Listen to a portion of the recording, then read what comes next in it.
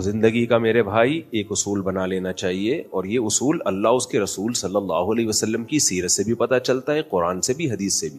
دنیا میں سب سے کامیاب انسان وہ ہے جسے اپنے غصے پہ کنٹرول ہو۔ دنیا میں سب سے کامیاب انسان وہ ہے جو کسی بھی فیصلے میں، کسی بھی رائے کو قائم کرنے میں جلدی نہ کرے۔ کچھ چیزیں قرآن سے بھی ثابت ہیں، حدیث سے بھی ثابت ہیں، عقل سے بھی ثابت ہیں، اور تجربوں اور مشاہدوں سے بھی ثابت ہیں۔ وہ کیا ہے؟ وہ چیز یہ ہے کہ کسی بھی معاملے میں، یہ جو میں نے آیت پڑھی ہے نا، کسی بھی کام میں، کسی بھی معاملے میں، کوئی رائے قائم کرنے میں، کوئی تبصرہ کرنے میں انسان جلد بازی سے کام نہ لے۔ ریلیکس کا لفظ سنا ہے؟ ریلیکس، جو بہت ہل رہا ہونا آدمی اسے کیا کہتا ہے؟ ریلیکس۔ یہ اس آیت کا مطلب ہے، ریلیکس۔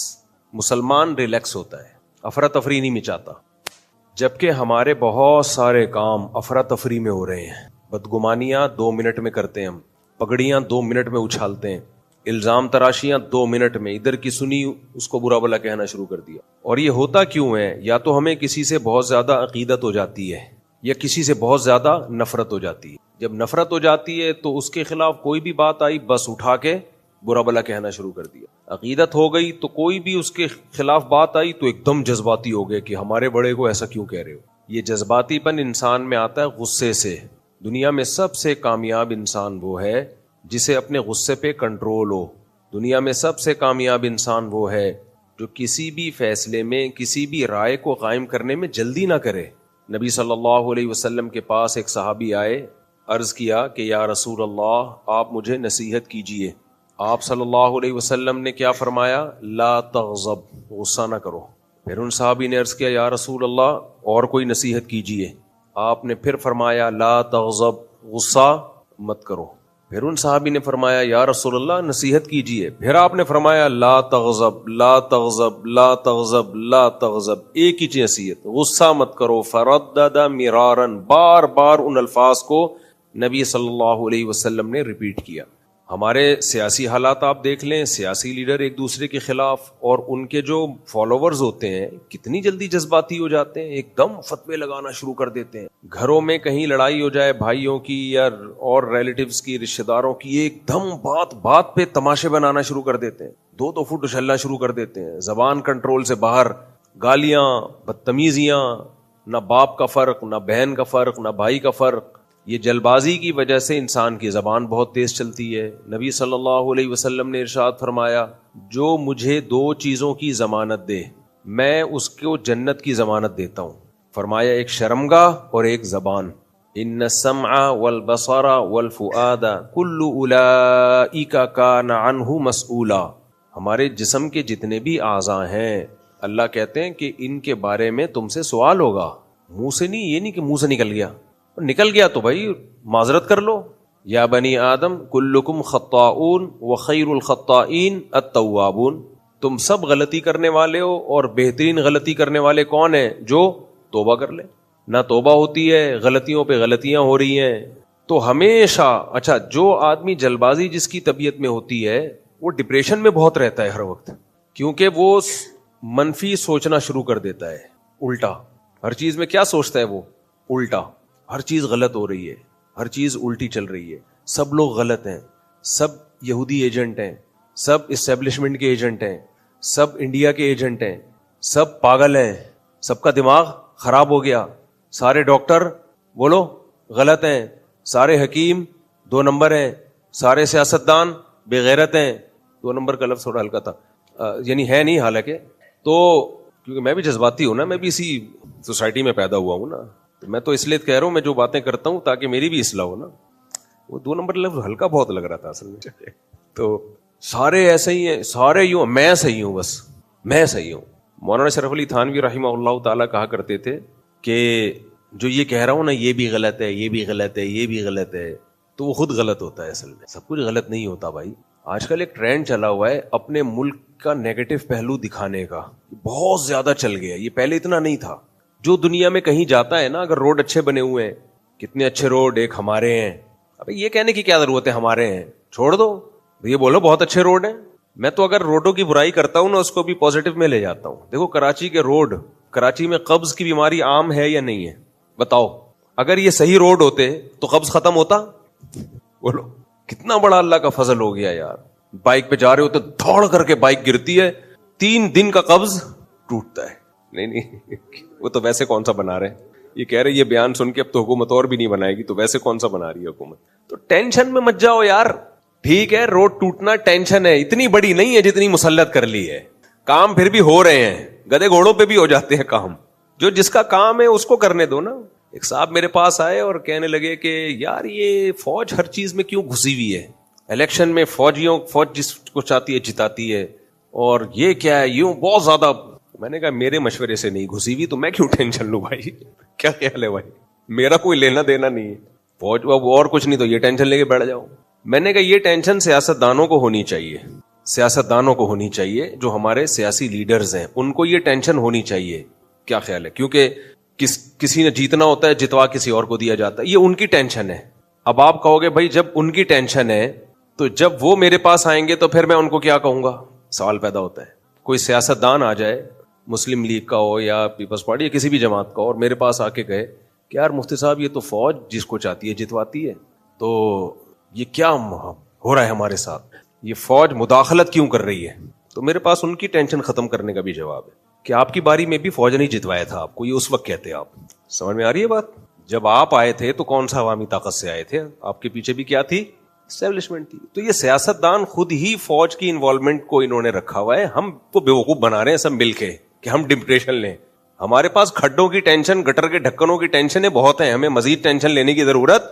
جب سیاستدان کا مفاد ہوتا ہے تو کہتے ہیں ٹھیک ہے جی آئیے آپ, اور جب نہیں ہوتا تو یہ دیکھو انہوں نے الیکشن میں دھاندلی کی. تو کون سا پہلی دفعہ دھاندلی ہوئی ہے, پہلی دفعہ ہو رہی ہوتی ہے نا, ہم ٹینشن میں جاتے ہیں, ہر دفعہ ہی ہوتی ہے بھائی. تو یہ سیاستدانوں کی ٹینشن ہے, یہ ہماری اور آپ کی ٹینشن نہیں ہے. آپ کہہ سکتے ہو ان کی ٹینشن کو اپنی ٹینشن کیوں نہیں سمجھتے, اس لیے کہ ان کی ٹینشن کو وہ خود اپنی ٹینشن نہیں سمجھتے, وہ خود اس مسئلے کا حل نہیں چاہتے ہیں. ان کو جب خود ضرورت ہوتی ہے تو پہلے جب گورنمنٹ بنی ہے اس سے پہلے والی وہ بھی فوج نے بنائی ہے, یہ والی بھی فوج نے بنائی ہے, اس سے پہلے والی بھی فوج نے بنائی تھی, تو وہ بھی تو تم ہی بنے تھے اس وقت. تو تم سب تعریفیں کرتے تھے ماشاءاللہ زندہ باد, آرمی چیف بھی زندہ باد, آرمی بھی زندہ باد. اب جس کی گورنمنٹ بنی ہے وہ کہہ رہے چیف زندہ باد, جس کی نہیں ہے وہ کہہ رہے مرد آباد. تو ان نعروں کی کوئی حیثیت نہیں ہے بھائی. تو اس لیے ہم نے نہیں لینی ٹینشن ہے, ہمارے پاس الگ سے بہت ساری ٹینشنیں بولو ہیں. دنیا میں کیا صحیح ہو رہا ہے کیا غلط ہو رہا ہے ہم سے پوچھ کے تھوڑی ہو رہا ہے بھائی. ایک لطیفہ یاد رکھو بہت کام آئے گا.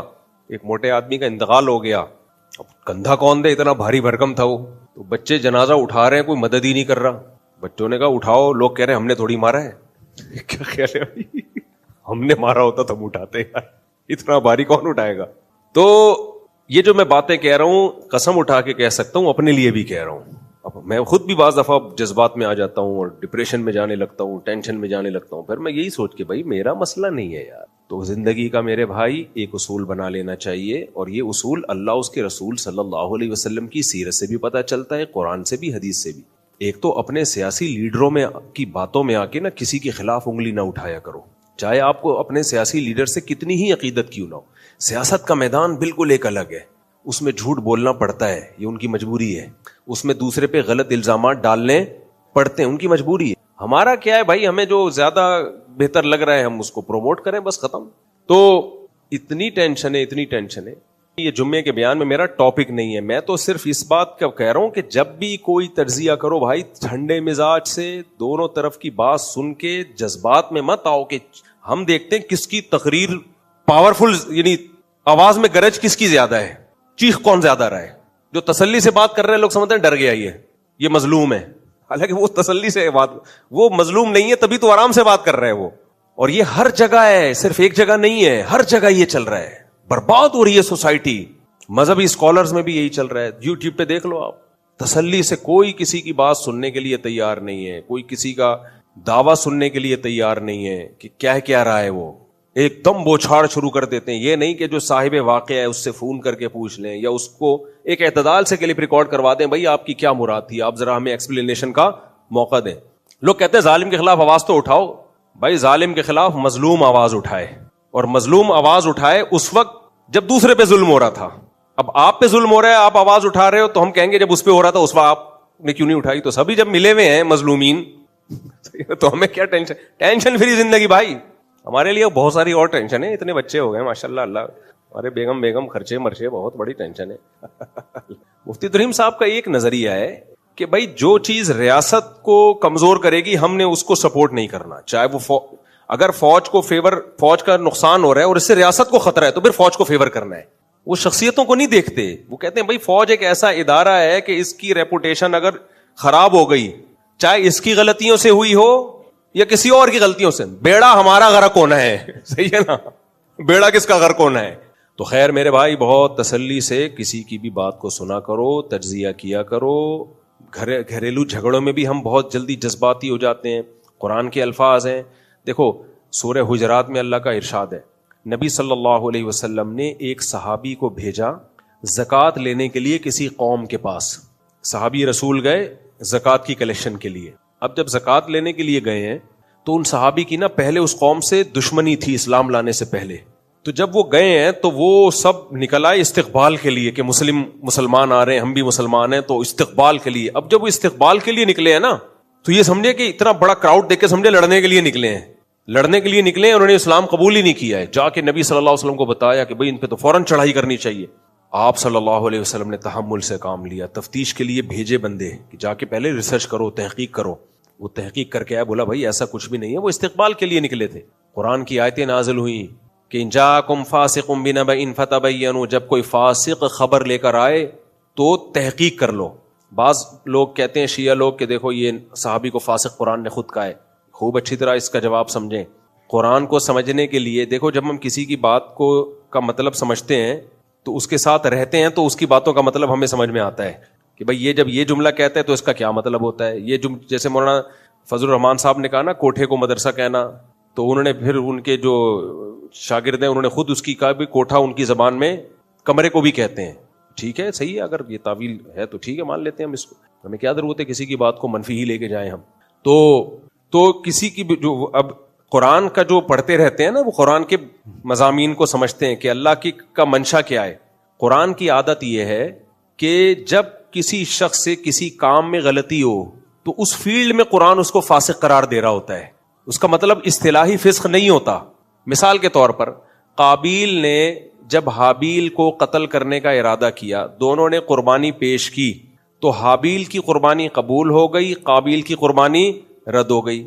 میں جب یہ آیت پڑھتا تھا, جب طالب علم تھا, تو حابیل نے قابیل سے جواب میں کہا انما یتقبل اللہ من المتقین, کہ اللہ ان کے عمل کو قبول کرتا ہے جو نیک اور پرہیزگار ہیں, متقی ہیں. میں بڑا پریشان ہوتا تھا کہ یار کیا مطلب, برا آدمی اگر نماز پڑھے گا, چرسی نماز پڑھے گا, تو اس کی نماز قبول نہیں ہوگی کیا؟ قربانی تو بہت سے لوگ پیش کر رہے ہوتے ہیں جو چرسی بھی ہوں, ہیروئنچی بھی ہوں, زانی بھی ہوں, جبکہ قرآن کہہ رہا ہے کہ حابیل نے کہا کہ اللہ متقیوں کی قربانی قبول کرتا ہے. کیا مطلب غیر متقیوں کی قربانی قبول نہیں ہوتی؟ تو مجھے بڑا اشکال ہوتا تھا. لیکن جب ہم نے تفسیریں پڑھنا شروع کی, اساتذہ سے پڑھنا شروع کیا, تو پھر سمجھ میں آیا بھائی ہوتا یہ ہے کہ وہاں حابیل کا مقصد اخلاص سے قربانی تھی, تو قربانی والے معاملے میں وہ متقی تھا, جبکہ قابیل کا مقصد اخلاص سے قربانی نہیں تھی, وہ اس قربانی میں متقی نہیں تھا. تو جو اس عمل میں متقی ہوگا اس کا عمل قبول ہوگا, قطع نظر اس سے کہ عام لائف میں وہ متقی ہے یا نہیں ہے. سمجھ میں آ رہی ہے بات کہ نہیں آ رہی؟ مثال کے طور پر ایک پرہیزگار متقی عالم ہے, نیک ہے, وہ نماز پڑھ رہا ہے کسی کو دکھانے کے لیے, تو ہم یہ کہہ سکتے ہیں کہ اس کی نماز قبول نہیں ہے کیونکہ اللہ متقی کے عمل کو قبول کرتا ہے. اب دوسرا کہے گا تو بڑا متقی ہے, ہم کہیں گے ہے, اس موقع پہ یہ متقی نہیں ہے. اور ایک آدمی 2 نمبر ہے, فاسق و فاجر ہے, لیکن نماز اتفاق سے اس دن وہ اللہ کے لیے پڑھ رہا ہے, تو ہم کہیں گے اس کی نماز قبول ہوگی کیونکہ انما یتقبل اللہ من المتقین, اللہ متقیوں کی نماز قبول کرتا ہے. کیا مطلب؟ جو اس نماز پڑھتے ہوئے متقی ہو. تو یہاں اصطلاح جو ٹرم ہے نا متقی اور فاسق کی, وہ مراد نہیں ہے قرآن کی کہ قرآن نے ان صحابی کو فاسق کہہ دیا ہو, کیونکہ ان صحابی سے غلطی ہوئی, پوری تحقیق کے بغیر انہوں نے خبر نقل کر دی, تو اس خبر نقل کرنے میں وہ ان سے غلطی ہوئی ہے, تو اس کام میں وہ فسق کا صدور ہوا ہے ان سے. اس کا مطلب یہ نہیں کہ وہ عادل نہیں ہے, وہ عادل ہی, لیکن ایک عادل سے بھی کسی موقع پہ غلطی ہو سکتی ہے. سمجھ میں نہیں آ رہی میرا خیال ہے بات؟ تو قرآن کہہ رہا ہے کہ تحقیق کے بغیر کوئی خبر قبول مت کیا کرو.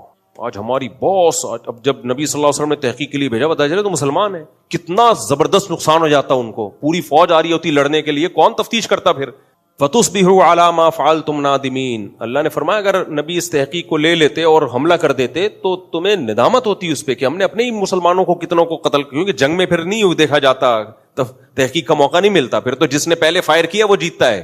پھر یہ تھوڑی ہوتا ہے کہ تلوار رکھ کے کھڑے بتا تو کیا ہے، اتنی دیر میں تو وہ کام تمام کر دے گا. وہ ہے نا ایک پاگل آدمی نے ڈکیتی کی، چھوڑو ابھی لمبا واقعہ، تو وہ باندھ کے نا بندوق لینے گیا ہوا تھا گھر پہ کہ بھول آیا ہوں میں. خیر، تو تحمل، بردباری.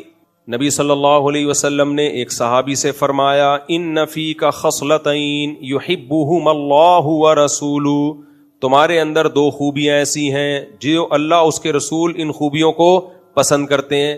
کیا دیکھو، نبی صلی اللہ علیہ وسلم نے کسی کے چہرے پہ تعریف کرنے سے منع کیا ہے، کیونکہ اس سے انسان خود پسندی میں مبتلا ہوتا ہے، عجب میں آتا ہے.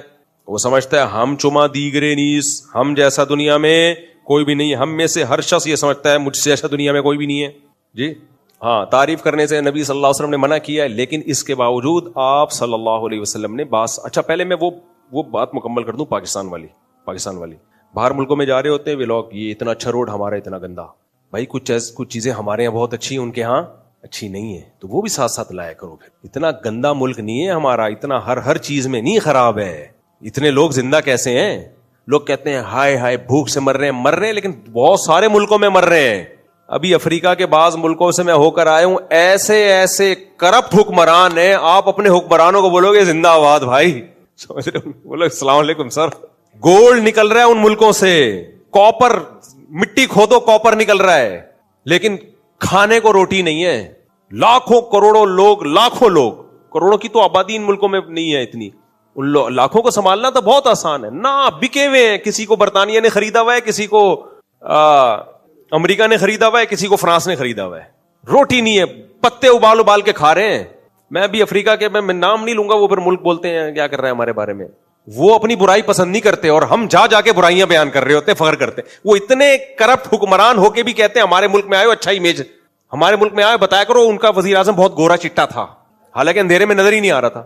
میں نے افریقہ کی ایک کنٹری میں دیکھا، ہم لوگ اندھیرے میں جا رہے ہیں، girlfriend boyfriend date مارتے ہوئے نا، تو وہ گاڑی کی لائٹ پڑی. میں نے کہا یہ اندھیرے میں کیا کہہ رہے ہیں، ڈیٹ مار رہے ہیں. میں نے کہا اندھیرے میں یہ گرل فرینڈ نظر ہی نہیں آ رہی، اس کے ساتھ ڈیٹ مار رہا ہے. خیر ان کا اپنا ذوق ہے.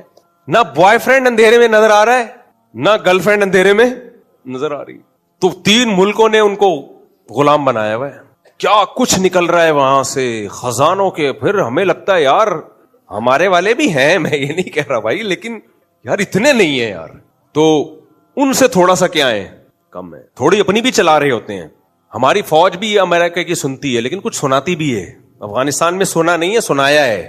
امریکہ کو سنا نہیں ہے، کہیں سنتی ہے کہیں سناتی بھی ہے. ان کے تو سنتے ہی رہتے ہیں بس بیٹھ کے، سنانے کا ہی نہیں ان میں.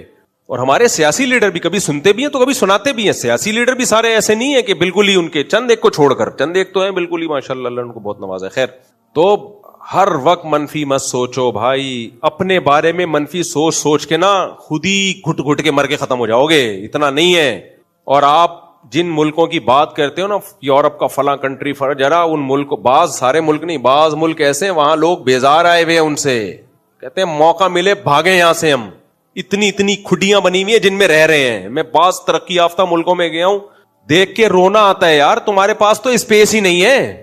ایک کمرے میں میاں بیوی بھی بچے بھی، اتنی سی کھڈیوں میں رہ رہے ہو. ایسے پیسے کا کیا کرنا ہے، ایسی ترقی کا کیا کرنا ہے؟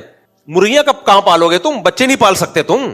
ایسے کھڈی میں اس پہ فخر ہے کہ ہم ڈالر میں کما رہے ہیں، ڈالر میں. ابے ڈالر میں کما رہے ہو تو کر کیا رہے ہو ڈالر میں کما کے؟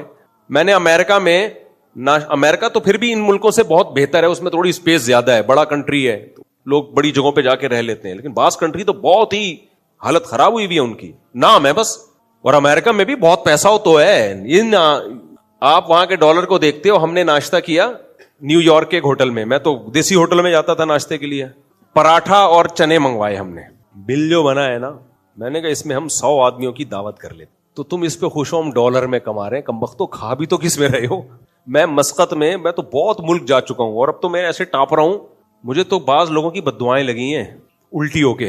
جیسے دوائیں ری ایکٹ کر جاتی ہیں نا، ایسے ہی بددعائیں بھی بعض دفعہ ری ایکٹ. میں جب مولوی بن رہا تھا، لوگ کہہ رہے تھے ملا کی دوڑ مسجد تک. میں نیوی میں جانا چاہتا تھا تاکہ میں پوری دنیا گھوموں. میرے والد صاحب نے پوری دنیا دیکھی تھی، پاکستان نیوی میں تھے، مجھے شوق تھا. ہمارے تبلیغ جماعت والے آئے، میرے پٹھان استاذ، اللہ ان کی عمر میں برکت دے، انہوں نے 3 دن مجھ پہ محنت کی سیروزے کی جماعت میں، بولا مولوی بنو مولوی بنو میں نے کہا میں نہیں بنوں گا مولوی. انہوں نے مجھے پیسے دینا شروع کی، ہدیے. میں 17 سال کا تھا، مجھے یاد ہے ایک دفعہ لے گئے پیپسی پلائی انہوں نے. محبت سے انسان کا دل پگھلتا ہے. تبلیغ والوں میں آپ کو محبت نظر آئے گی. ایک مولانا صاحب ابھی تبلیغ کے خلاف تقریر کر رہے تھے کہ یہ برے کو برا نہیں کہتے، چور کو چور نہیں کہتے، ان کی برائی کر رہے تھے. آپ نے چور کو چور کہہ کے کون سی توبہ کروا دی ہے؟ شریعت کام کو دیکھتی ہے، کام کیا ہو رہا ہے، طریقے کو فوکس نہیں کرتی ہے. اگر آپ نے چور کو چور کہہ کے توبہ کروا دی بہت اچھی بات ہے، اور چور کو چور کہہ کے اس کے دل میں نفرت ڈال کے اور چوری پہ پکا کر دیا، پھر کیا کام کر دیا آپ نے؟ تو میں 3 دن انہوں نے محنت کی، بوتلیں پلائیں. بولا یار مجھے ان کا خیال تھا میرے بارے میں نہیں کہہ رہا، ان کا خیال تھا یہ ایکسٹرا آرڈینری ذہین ہے. تو انہوں نے کہا مدرسے میں جاؤ، اللہ تم سے دین کی خدمت لے گا. میں مولویوں سے اللہ معاف فرمائے، میرا اپنا قصور تھا، مجھے تو یہ ٹوپی سے ہی وہ تو ہم تو جاتے تھے یوں کر کے کالج میں پفے منایا کرتے تھے. ٹوپی ہم یوں کر کے پہنتے تھے. نماز میں شروع سے ہی پڑھتا ہوں الحمدللہ، تو اللہ کا شکر ہے میرے ذمے کوئی قضا نماز نہیں ہے. تو ٹوپی یہاں رکھتے تھے تاکہ بال خراب نہ ہو. تو ایسا آدمی مولوی کدھر بنے گا؟ مدرسے میں جاتا ہی ٹرینڈ کروائی انہوں نے، سب سے پہلے اس طرح پھروایا. قیامت بن کے وہ میرے اوپر وہ دن مجھے یاد ہے. خیر، تو انہوں نے اتنا رام کیا، اتنا سمجھایا، محبت دی. بالآخر ہمارے حضرت ایک شعر پڑھا کرتے تھے، یہ جزیرہ بھی بالآخر زیر آب آ ہی گیا.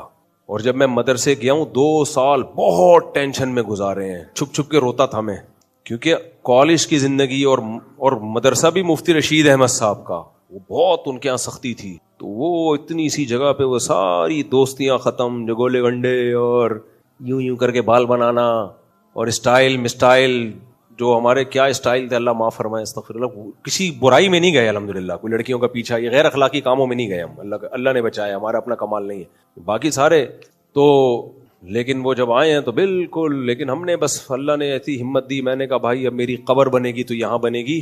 اب میں ریورس نہیں. اس وقت جو مجھے تانے ملتے تھے نا کہ کیا ہو گیا تمہیں یار، کمپیوٹر کا کورس کرتے، یہ کرتے، فوج میں جاتے، نیوی میں جاتے، فلانا کرتے، کیا ہو گیا. رحمہ اللہ تعالیٰ بڑے بزرگ گزرے، قادیانی کے خلاف بڑا کام کیا. مولانا بدر عالم میرٹھی رحمۃ اللہ علیہ کے شاگردوں میں سے، ان کی عمر بھی بڑی لمبی تھی.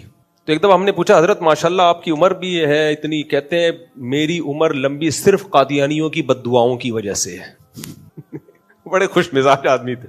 کہہ رہے قادیانیوں نے مجھے مرنے کی اتنی بد دعائیں دی ہیں کہ وہ ساری ریورس ہو کے مجھ پہ لگ رہی ہیں. وہ بڑا مزہ آتا تھا. ان کی پنجابی بڑی پیاری تھی. انہوں نے ربوہ کا نام چینج کروا کے چناب نگر کر دیا جو اوریجنل نام تھا. قادیانیوں نے ربوہ کیا ہوا تھا تاکہ قرآن کی آیتیں اس پہ فٹ کریں.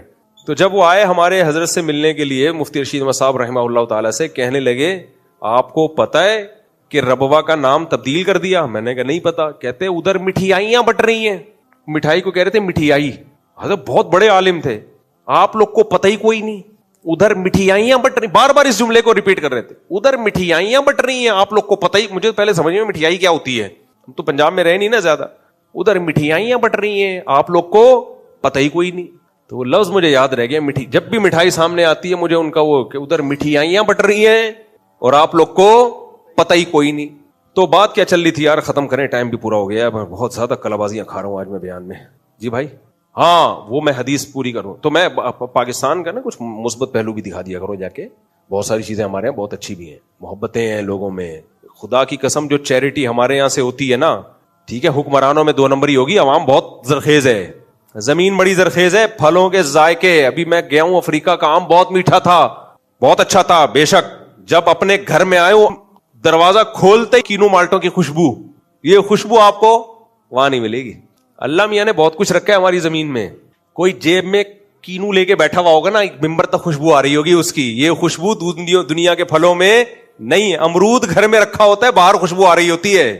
خربوزہ تو خربوزے کو دیکھ کے رنگ پکڑتا ہے. ایک خربوزہ رکھ دو دوسرا خود بخود رنگ پکڑے گا.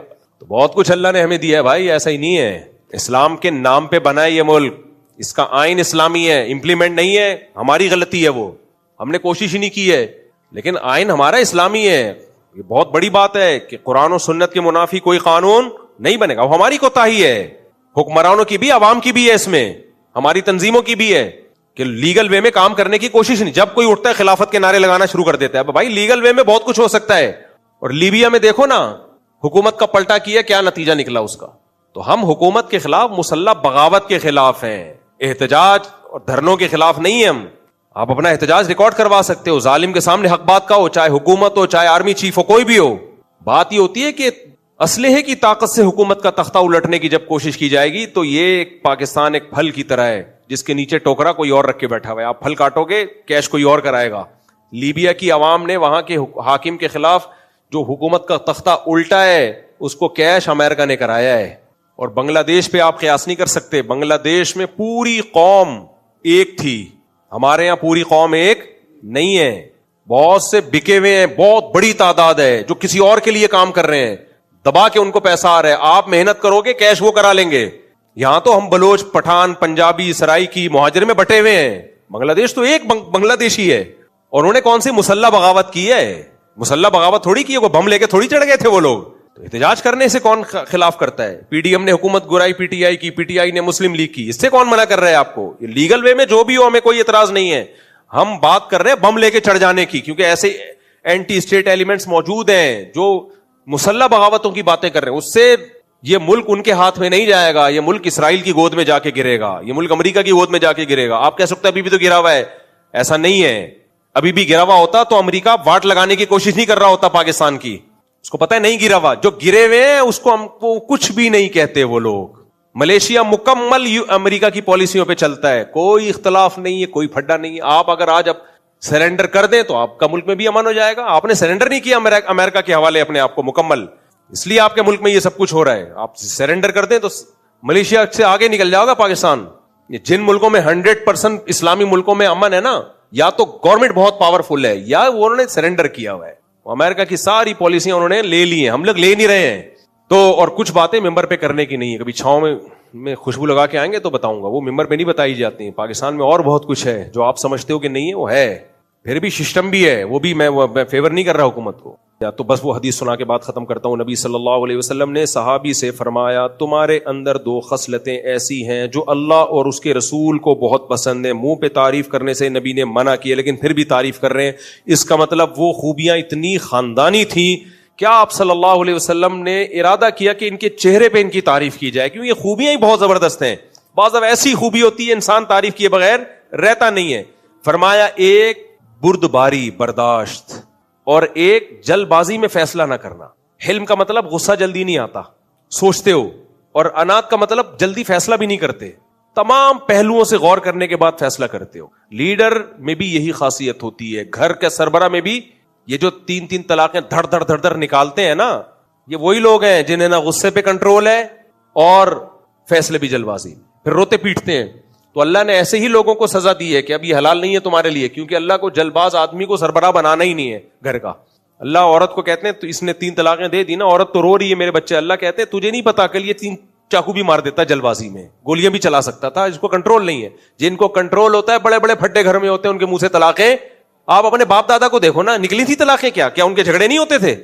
بہت جھگڑے ہوتے تھے باپ داداؤں کے دادیوں سے, نانیوں کے نانا کے نانی سے, 2 سال بات چیت بند رہتی تھی. دادی ادھر پتہ نہیں بچے کیسے پیدا ہو رہے تھے. خیر میرے پاس ایسے کیس آتے ہیں, میاں بیوی لڑ رہے ہیں 4 سال سے لڑ رہے ہیں, بچے پھر بھی تفصیل سے پیدا ہو رہے ہیں. میں ان سے کہتا ہوں یار تمہارے پھڈے بھی ہیں اور پروڈکٹ بھی مارکیٹ میں آ رہی ہے, یہ کیا ہو رہا ہے یار؟ یہ ایسے لڑائیاں چل رہی ہوتی ہے, بچے اور پریگننٹ ہوتی ہے عورت, 5واں بھی آ رہا ہوتا ہے. میں کہتا ہوں یہ پریگننسی بھی ہو گئی. تو ایک صاحب نے پھر مجھے بتایا, کہتے ہیں یار جب دماغ پہ چڑھتی ہے تو پھر پھڈا وڈا بھول جاتے ہیں ہم. اس نے خود مجھے بتایا کہ یار بھول جاتے ہیں, پھر اس کے بعد پھر لڑنا شروع کر دیتے دوبارہ سے, جہاں سے چھوڑا تھا وہیں سے پھڈا شروع. تو الحلم والانا, غصے میں زبان پہ کنٹرول کرو, طلاقوں کا لفظ زبان سے نہیں نکالو. جتنا ہی کوئی بھڑکائے, جتنا ہی کوئی جذباتی دلائے, نہ بھائی, طلاق تو ایسا کام ہے تمام پہلوؤں پہ غور کرنے کے بعد, مشورہ لینے کے بعد, پھر شریعت نے کون سا طریقہ جائز رکھا ہے, کون سا ناجائز, علماء سے مشورے, اور اس کے بعد جا کے آدمی فیصلہ کرے. اور اس میں بھی شریعت نے کہا بس 1 سے زیادہ نہیں دینی, تاکہ تمہارے لیے واپسی کا آپشن کھلا رہے. گدھے بنے ہوئے ہیں, دھڑ دھڑ دھڑ دھڑ, پھر مفتیوں کا دماغ کھاتے ہیں, حلال کر دو. بھائی ہم اللہ کے حلال حرام کو کیسے حلال کر دیں؟ ہم کیسے حلال کر دیں یار؟ ہماری شریعت تھوڑی ہے. اللہ نے صاف کہہ دیا 3 طلاق کے بعد حلال نہیں ہے. اللہ نے تو نہیں کہا اسی مجلس میں ہو یا اگلی مجلس میں ہو. تو اللہ سے جا کے لڑو, اللہ سے جا کے لڑو بھائی, ہم سے نہیں لڑو. اللہ نے کہہ دیا ہے صاف لفظوں میں, ختم. یہ ایک اشکال ہوتا ہے کہ اسلام نے اتنا پیارا رشتہ ایک دم سے ختم کیوں کر دیا. اسلام نے اس لیے ختم کیا, اسلام سربراہ اسی کو بنانا چاہتا ہے گھر کا جس کی کو اپنی زبان پہ کنٹرول ہو, کیونکہ جس کو زبان پہ کنٹرول نہیں اس کو ہاتھوں پہ بھی کنٹرول نہیں ہے. کنٹرول پاور پھر ہر جگہ ہی ختم ہوگی. وہ ڈپریشن کا مریض ہے بھائی, اس کے ساتھ عورت نہیں چل سکتی ہے. اور خواتین بھی یہ کر رہی ہیں, ذرا سا میاں کی آمدن میں جا کے کورٹ سے کھلا, وہ بھی پاگل ہوئی بھی ہیں. اس کے بعد پھر ساری زندگی دھکے کھاتی, دوبارہ شوہر نہیں ملتا ان کو. بعض دفعہ تو وہ خلا شہی ہوتا ہی نہیں ہے شریعت کی روشنی میں, اور اگر ہو بھی گیا شوہر نے سائن کر بھی دیے تو پھر دوسرا مرد وہ ویلیو نہیں دے رہا ہوتا بعض دفعہ.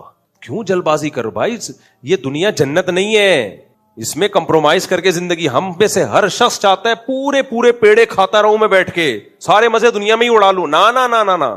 امام احمد بن حنبل کے پاس ایک شخص آیا, مجھے بیوی اچھی نہیں لگتی, طلاق دینا چاہتا ہوں. انہوں نے کہا کہ کیا سب کے گھر, کہہ رہے ہمارے گھر میں محبت نہیں ہے. کہ سب کے گھروں میں محبت ہوتی ہے بھائی, کمپرومائز کیا جاتا ہے. طلاق تو شریعت نے رکھی ہے جب ناقابل برداشت, بالکل اب لگے کہ سر پھاڑ دیں گے ایک دوسرے کا, ڈپریشن سے برین ہیمریج نہ ہو جائے, تب جا کے, وہ بھی تمیز سے. کیونکہ جہاں ساتھ رہنے میں برین ہیمریج کا خطرہ ہوتا ہے نا, الگ ہونے میں ڈبل 2 رگیں پھٹنے کا خطرہ ہوتا ہے. وہ اتنی ٹینشن میں چلے جاتے ہیں. تو ریلیکس ہو کے, علیحدگی کا فیصلہ بھی ریلیکس, ساتھ رہنے کا فیصلہ بھی. نکاح میں بھی جلد بازی نہیں کرو. شریعت نے جلدی نکاح کا تو حکم دیا ہے, لیکن رشتے کو جلدی ہاں کرنے کا حکم نہیں دیا. جیسے کوئی رشتہ آیا, میں ایک حکیم صاحب کا قصہ سناتا ہوں نا, بس وہ سنا کے بیان ختم کرتا ہوں. ایک حکیم صاحب تھے, ڈپریشن کے مریض بنے ہوئے, ایک کیپسول کھا رہے تھے, مجھے دکھا رہے ہیں, میں یہ کھا کے ہنستا رہتا ہوں سارا دن, ڈپریشن کا کیپسول ہے. میں نے کہا خیر ضرورت کیا ہے آپ کو یہ کھانے کی؟ کہہ رہے میں نے دوسری شادی کی, گلے پڑ گئی ہے. کہہ رہے میری زندگی عذاب بنا دی ہے اس نے. میں نے کہا کیسے کی؟ کہہ رہے یہاں کلینک کے سامنے سے گزر کے ایک حسینہ جا رہی تھی اپنی ماں کے ساتھ نا, کوئی حسین لڑکی تھی, پیچھے ہو گئے اس کے. حسینہ گزری, یہ مطلب سے نکلے, ماجونیں تو کھائی بھی ہوتی ہیں حکیموں نے, ایک دم بیلنس زیادہ آ گیا تھا, کوئی ایسا چمچ کھا لیا ہوگا, بیلنس ڈبل ہو گیا.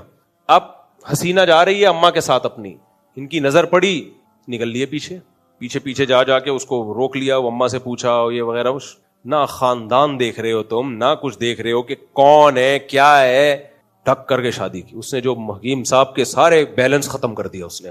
آپ کو کسی کو پتہ نہیں ہوگا کس کی بات کر رہا ہوں, اس لیے وہ غیبت کی بات نہیں ہے. تو بیڑا غرق کر دیا بیچارے کا. طلاق بھی نہیں دے سکتے, کہہ رہے ماریں گے اس کے رشتے دار اتنے. تو جلد بازی کا فیصلہ. آج نوجوانوں اکثر عشق معاشقہ ہو جاتا ہے, شکلوں پہ مر رہے ہوتے ہیں, بس شکل اچھی لگی. بھائی ہم جو کہتے ہیں نا, جو اچھی لگے نکاح کا پیغام بھیجو, تو اچھی لگنے کا مطلب وہ نہیں ہے جو آپ سمجھ رہے ہو.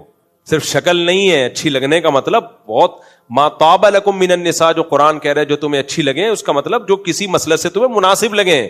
بہت ساری چیزیں اس میں, ایک دم جو رکشے میں بیٹھی ہوئی وہی اس کے پیچھے نکل لی ہے.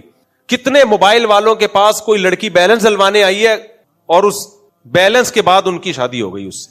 کچھ کی تکا لگ بھی جاتا ہے, کامیاب بھی ہو جاتی ہے. بھائی یہ کیا یار, بیلنس ڈلوانے آئی ہے اور بس آپ نے اس کو پسند کیا اور شادی کر لی. کیا کہہ رہے ہیں یہ اشارہ کیا کر رہے ہیں؟ اچھا یہ کہہ رہے ہیں بعض دفعہ ان کے پیچھے بھی چلے جاتے ہیں جلد بازی. خیر یہ رپورٹیں ان کے پاس. خیر بہرحال بھائی, تو ایک اصول مجھے بھی بنانا چاہیے, آپ کو بھی. ہمیشہ کوئی تجزیہ کرنا ہے, کوئی رائے دینی ہے, کوئی فیصلہ کرنا ہے, تو ہم نے جلد بازی سے کام نہیں لینا. اور یہ لفظ ریلیکس, اپنے آپ کو بھی جب بھی آپ ایک دم یوں جاؤ نا, ایک دم کوئی فیصلہ, اپنے آپ کو بولو ریلیکس. آدمی کے حق کی نظر میں کامیابی کا ایک الگ تصور ہے. اگر ہم کامیابی کو ڈیفائن کریں, ایکسپلین کریں اپنے طریقے سے, تو اس میں ہم گمراہی کی طرف جائیں گے. ہم مذہب کو فالو کرتے ہیں, مذہب کو مانتے ہیں, اسلام کو مانتے ہیں. اسلام جس چیز کو سکسیس کہتا ہے, کامیابی کہتا ہے, وہ ایک الگ چیز ہے. مغربی دنیا جس چیز کو کامیابی کہتی ہے وہ بالکل ایک الگ چیز ہے. میں سادہ لفظوں میں اگر کامیابی کو ایکسپلین کروں, اچھا یہ میرا بیان نہیں ہے, گپ شپ ہے, اس کو آپ بالکل سب سے پہلے آپ نے گھبرانا نہیں ہے, بالکل اس کو نارمل وے میں سنیں. کوئی یہ نہ سمجھے کہ آپ کسی مذہبی اسکالر کو سن رہے ہیں, آپ بس گپ شپ ہو رہی ہے, آپ کے ساتھ بات چیت ہو رہی ہے ہماری. دیکھیں آسان لفظوں میں کامیابی کو اگر میں ایکسپلین کروں, جو ہر ایک کے ذہن میں جس کا ایک تصور ہوتا ہے کہ آپ اپنے مقصد میں کامیاب ہو جائیں. ہر آدمی کا ایک ایم ہوتا ہے, ایک ہدف ہوتا ہے لائف میں, وہ چاہتا ہے کہ میں یہاں تک پہنچوں. اگر پہنچ جائے تو لوگ کہتے ہیں وہی کامیاب ہو گیا, نہیں پہنچا تو لوگ کیا کہتے ہیں. جواب آپ نے دینا ہے, سینٹینس کمپلیٹ کرنا ہے آپ نے. جب میں کوئی بھی سینٹینس نامکمل چھوڑوں تو آپ نے اس کو فل ان دا بلینکس, اس کے 20 نمبر ملیں گے آپ کو, تو اس کو, تاکہ مجھے لگے کہ آپ لوگ میرے ساتھ شریک ہیں. تو سکسیز یا کامیابی کو ہم آسان لفظوں میں اگر ایکسپلین کریں تو آپ کا کوئی ہدف ہے، آپ کا کوئی مقصد ہے، آپ اس میں کامیاب ہو جائیں، اس کو حاصل کر لیں، تو ایسے شخص کو ہم کیا کہتے ہیں؟ کامیاب۔ کسی سے پوچھا نا کہ بیٹا نیوٹن کا دوسرا قانون سناؤ، تو اس نے کہا مس آخر سے یاد ہے، شروع کا نہیں آتا۔ اس نے کہا چلو آدھا ہی سنا دو۔ اس نے کہا اس کالڈ نیوٹنز سیکنڈ لا۔ تو اس کالڈ کامیابی، اس میں شروع میں کچھ بھی رکھ دیں آپ، لیکن ایک جنرل ورڈ، جو جنرل ایک جملہ ہم رکھ سکتے ہیں وہ یہ ہے کہ کوئی بھی شخص اپنے مقصد کو جب حاصل کر لے تو ہم اسے کیا کہتے ہیں؟ کامیاب۔ ابھی فٹ بال کا ورلڈ کپ ہو رہا تھا تو وہ کہیں گے ہم کامیاب ہو گئے کیونکہ ہمارا ایک ہدف تھا کہ ہم نے ورلڈ کپ جیتنا ہے، تو وہ جیت گئے۔ بعض لوگوں کا معذرت کے ساتھ 4 شادیاں ہدف ہوتا ہے، کر لیں اور زندہ بچ جائیں، کامیاب ہو گیا بھائی۔ بعض لوگوں کا ہدف ہوتا ہے ایک، وہ بھی نہیں ہو پاتی۔ اب دیکھیں، یہ بات بہت اچھی طرح سمجھنے کی ضرورت ہے کہ اللہ تعالیٰ نے انسان کو ذہین ترین مخلوق بنایا ہے۔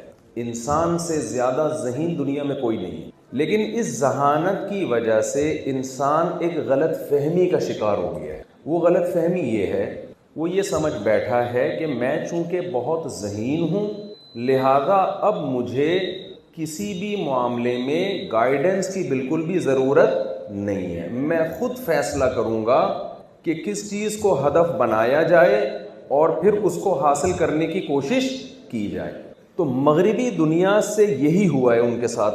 دیکھیں، انسان کا بچہ جب پیدا ہوتا ہے نا، انسان کتنا ذہین ہے، لیکن جانور کا بچہ جب پیدا ہوتا ہے نا، بکری کے بچے کو پتا ہے کہ میں نے کیا کھانا ہے اور کس چیز سے میں نے اجتناب کرنا ہے، اسے گائیڈنس کی بالکل بھی ضرورت نہیں ہے۔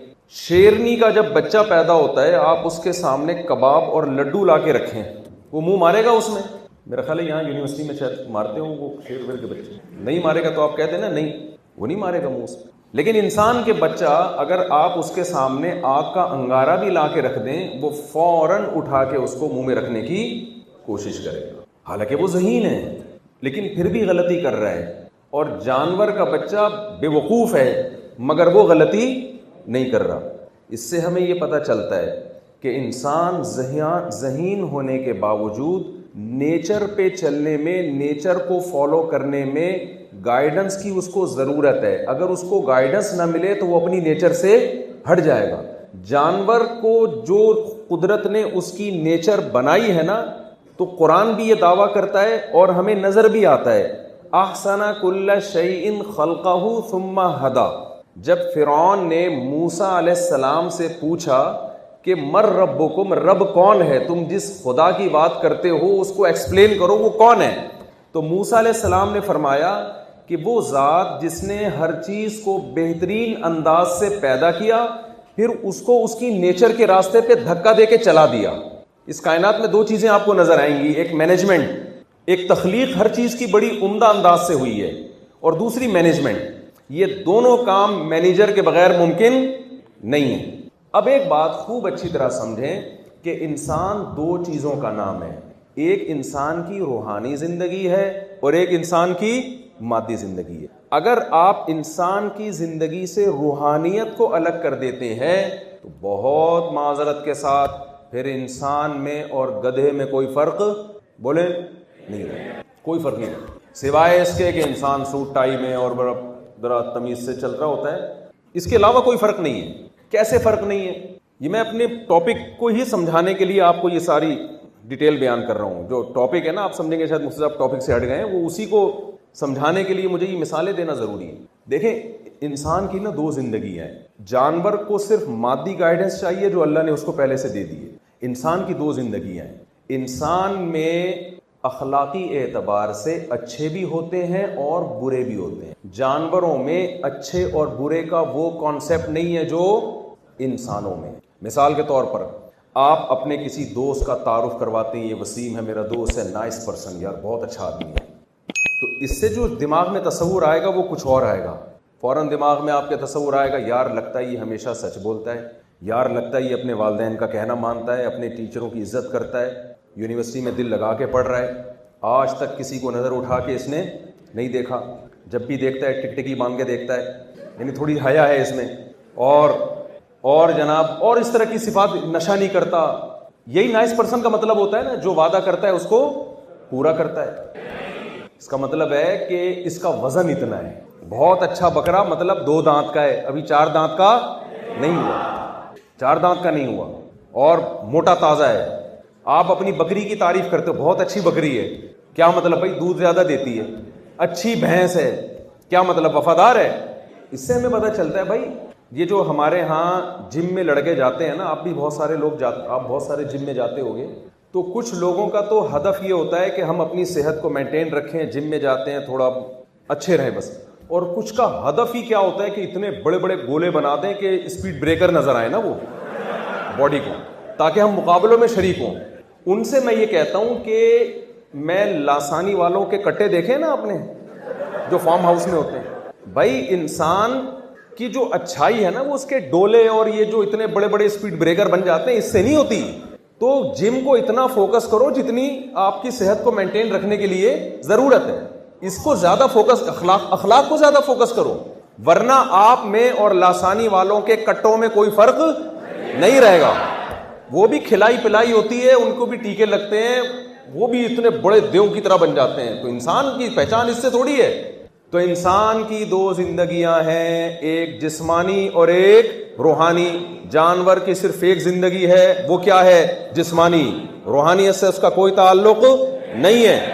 آپ کہہ سکتے ہیں جانوروں میں بھی تو روحانی اعتبار سے بہت ساری اچھی صفات ہوتی ہیں.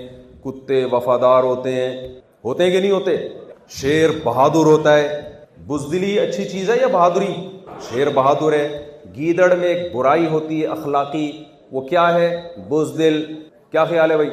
تو آپ کہہ رہے ہیں بھائی یہ کس قسم کی باتیں کر رہے ہیں مفتی صاحب آپ؟ جانور بھی تو اچھے، اخلاقی اعتبار سے بھی تو اچھے ہوتے ہیں نا، اور اخلاقی اعتبار سے برے بھی ہوتے ہیں. تو خوب سمجھ لیں کہ جانور اگر اخلاقی اعتبار سے اچھا ہے نا تو وہ اچھائی بھی گاڈ گفٹڈ ہوتی ہے. وہ سافٹ ویئر اس میں اللہ نے انسٹال کر دیے ہیں، وہ مجبور ہے اس اچھے ہونے پر، وہ اپنے اختیار سے اچھا نہیں ہوتا. کتا اگر وفادار ہے نا تو وہ اپنے سوچ سے وفادار نہیں ہے کہ اس کے پاس دونوں آپشن ہو، بے وفائی بھی اور وفا بھی. وہ مجبور ہے قدرت کی طرف سے.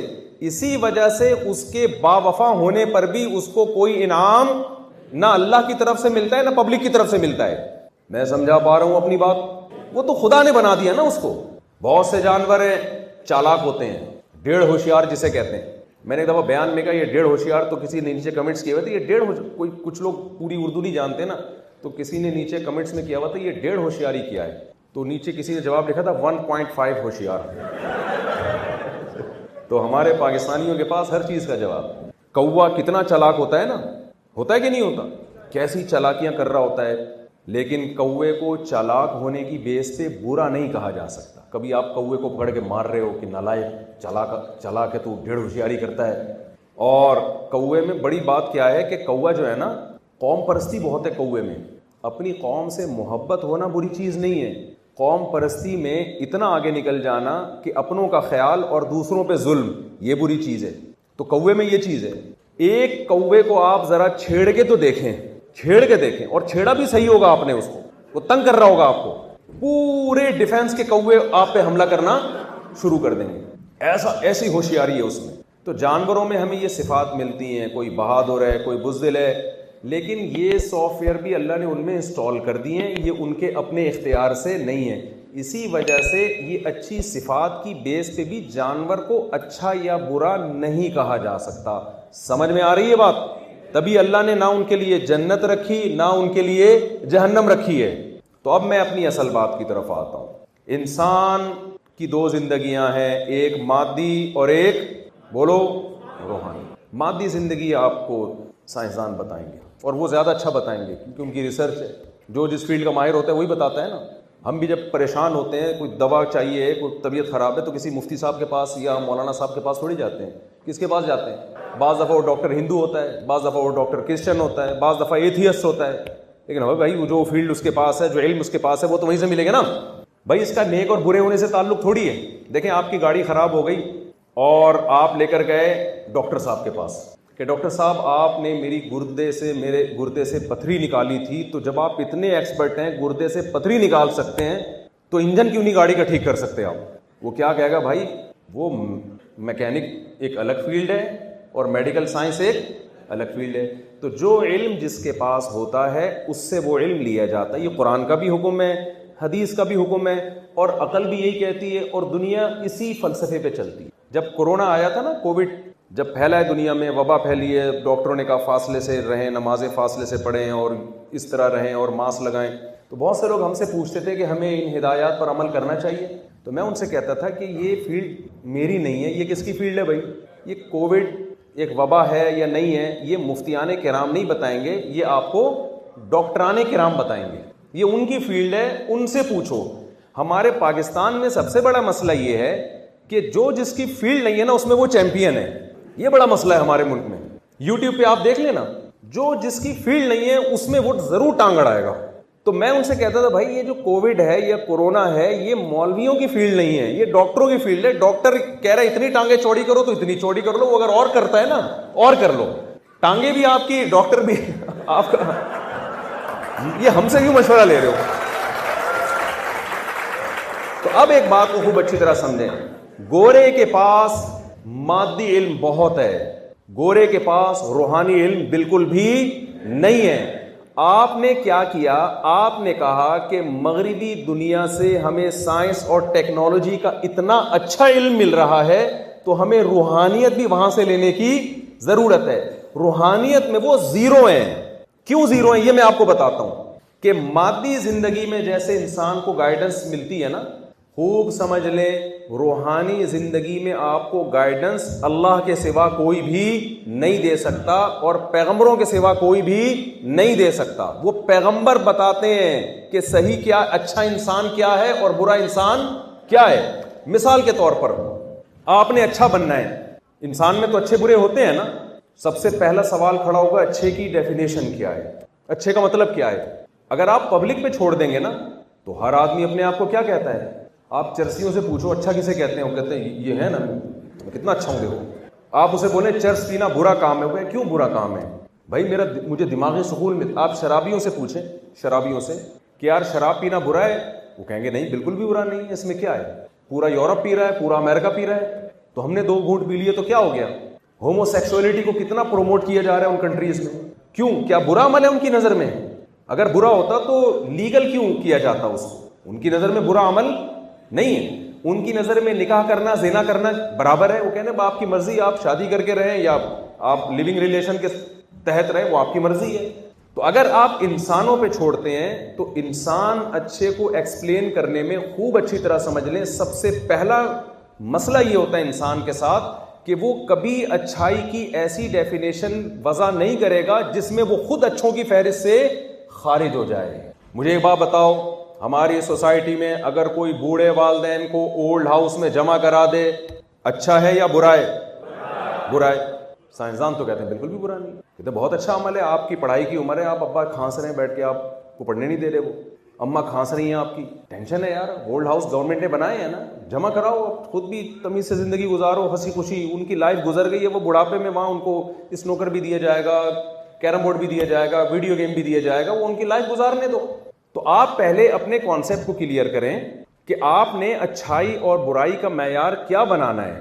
گورے کو بنانا ہے یا اچھائی اور برائی کا معیار آپ نے, یا اچھائی اور برائی کا معیار آپ نے خود متعین کرنا ہے. تو خوب سمجھ لیں, چند چیزیں ایسی ہیں جس میں جب تک خدائی ہدایات نہیں ہوں گی اس وقت تک آپ ایک قدم بھی آگے نہیں چل سکتے. سب سے پہلا سوال انسانوں کے لیے, دیکھو گورا اپنا ہدف خود متعین کرتا ہے, وہ جس چیز کو ہدف بناتے ہیں وہاں تک پہنچ جائیں تو اس کو وہ کامیاب انسان کہتے ہیں.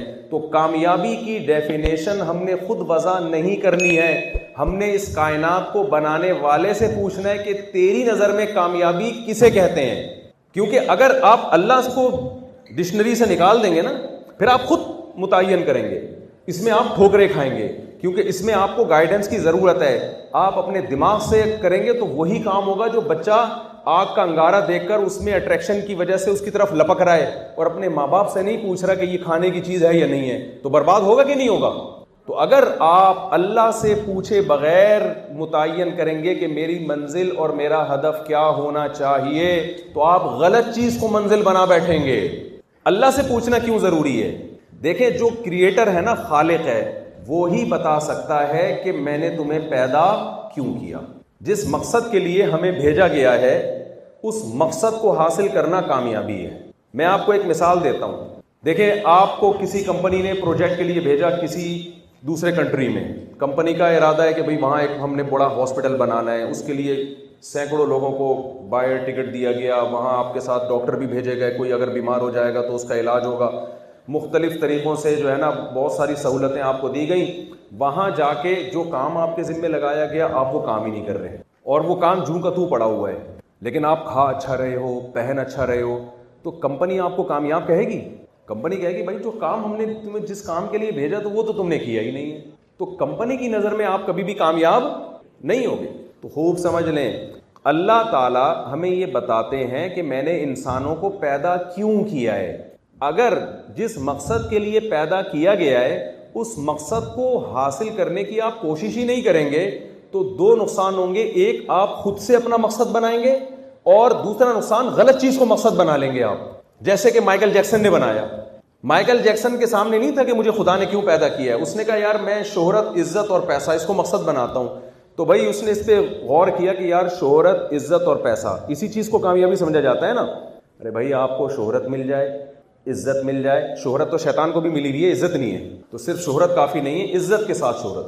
وہ ایک آدمی نے دوسرے سے پوچھا کہ یار آپ لوگ ٹینشن میں آ رہے ہیں، تھوڑا سا چٹکلے بیچ میں سناتا ہوں مجھے لگ رہا ہے پریشان ہو گئے آپ کو. تو آپ نے کہا یہ اچھی اچھی باتیں مفتی صاحب نے کیوں شروع کر دی ہیں بیٹھ کے، اس کی ٹینشن ہو رہی ہے مجھے لگ رہا ہے.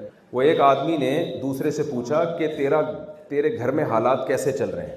اب وہ بیچارہ، اس کی بیوی نا اس کو مسلط ہوئی ہوئی تھی اس کے اوپر.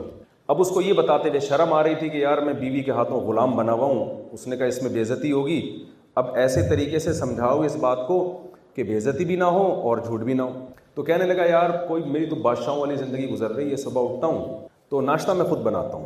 اس کا فائدہ یہ ہوتا ہے کہ تیری بھابھی بھی کھا لیتی ہے تو خوش ہو جاتی ہے، اور چائے مجھے چونکہ اپنے ہاتھ کی پسند ہے تو اس لیے چائے بھی میں خود بناتا ہوں.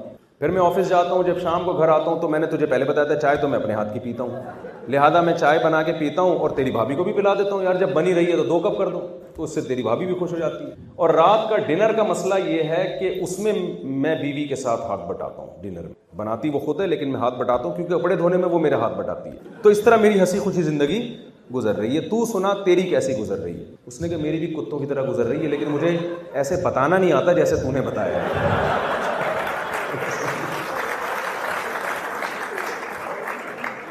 مجھے ایسے بتانا نہیں آتا.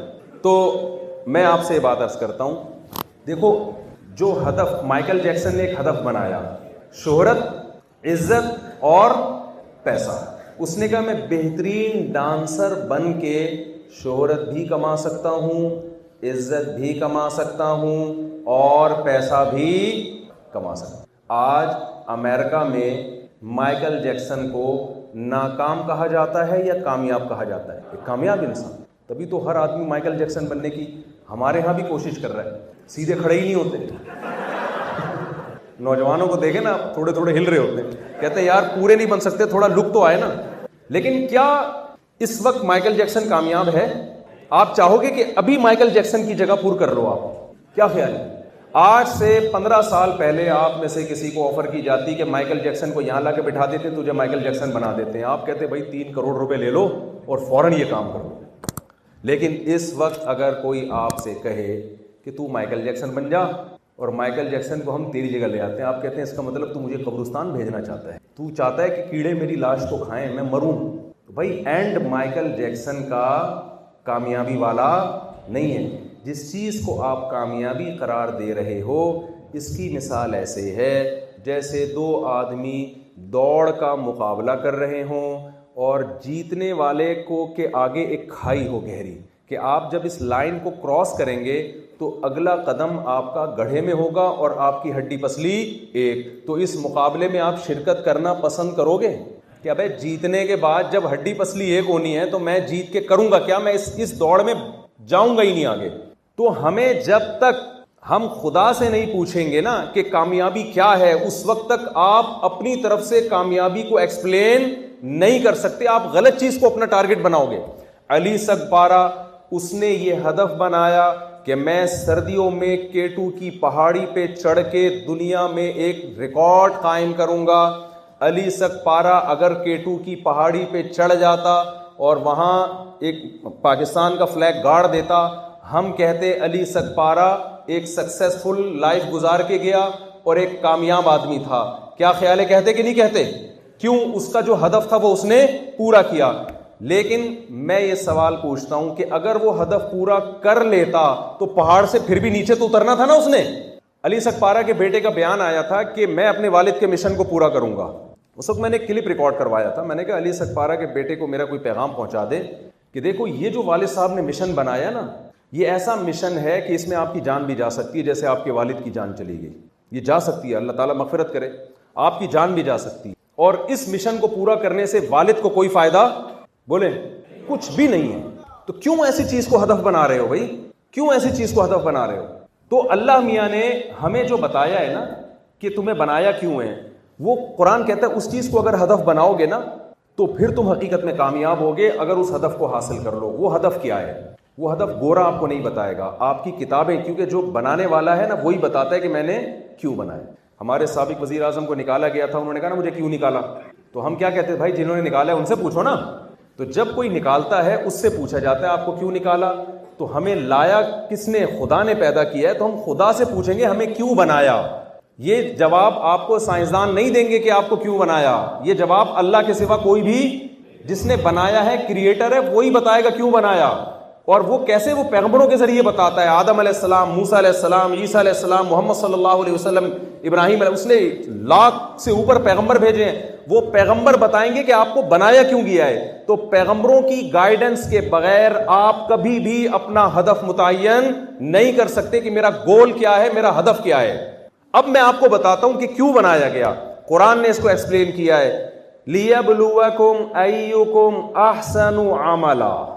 اللہ فرماتے ہیں میں نے انسان کو بنایا, هَلْ أَتَى عَلَى الْإِنسَانِ حِينٌ مِّنَ الدَّهْرِ, کروڑوں خربوں سال انسان پر ایسے گزرے ہیں کہ وہ کچھ چیز ہی نہیں تھا.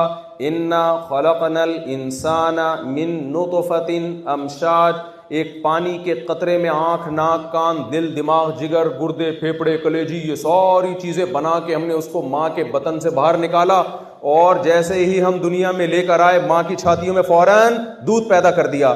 یہ سارے کام ہم اس لیے کر رہے ہیں, لِيَبْلُوَكُمْ, ہم انسان کو دیکھنا چاہتے ہیں, أَيُّكُمْ أَحْسَنُ عَمَلًا, کون اچھا بن کے زندگی گزارتا ہے اور کون برا بن کے زندگی گزارتا ہے. اچھوں کو انعام دیا جائے گا جنت کی صورت میں, اور بروں کو جہنم کی صورت میں سزا دی جائے گی. تو میری اور آپ کی پیدائش کا مقصد صرف اور صرف یہ ہے کہ ہم میں کون نائس پرسن اور کون بیڈ پرسن ہے. بہت مشکل ہے بات سمجھانا, بہت مشکل. میرا اور آپ کا مقصد صرف کیا ہے؟ کون اچھا بن